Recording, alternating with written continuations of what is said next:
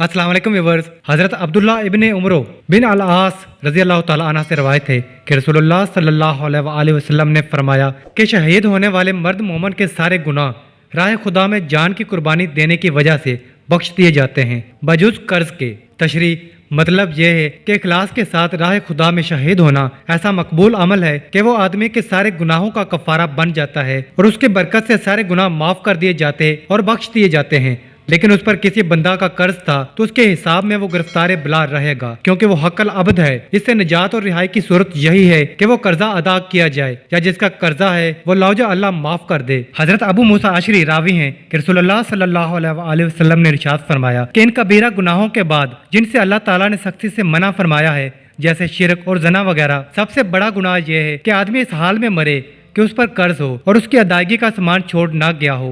तशरीह रसूलुल्लाह सल्लल्लाहु अलैहि वसल्लम ने एक तरफ तो असहाब वसत को तरगीब दी कि वो ज़रूरतमंद भाइयों को कर्ज दें और उसकी अदायगी के लिए मकरूज को मोहलत दी कि जब सहूलत हो अदा करे, और नादार और मुफलिस हो तो कर्जा का कुल या जुज़ माफ़ कर दें और उसका बड़ा अजर और सवाब बयान फरमाया।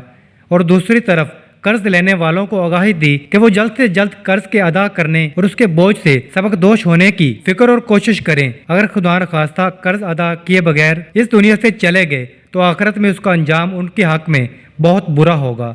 कभी कभी आप सल्लल्लाहु अलैहि वसल्लम ने इसको संगीन तरीन और नाकाबिले माफ़ी बतलाया, और कभी ऐसा भी हुआ कि किसी मैयत के मुतल्लक आप सल्लल्लाहु अलैहि वसल्लम को मालूम हुआ कि इस पर किसी का कर्जा है जिसको इसने अदा नहीं किया है, तो आप सल्लल्लाहु अलैहि वसल्लम ने इसकी नमाज पढ़ने से इनकार फरमा दिया। जाहिर है कि यह आप सल्लल्लाहु अलैहि वसल्लम की तरफ से आखिरी दर्जा की तंबीह थी। आज का सवाल, आप सल्लल्लाहु अलैहि वसल्लम के कितने निकाह हुए?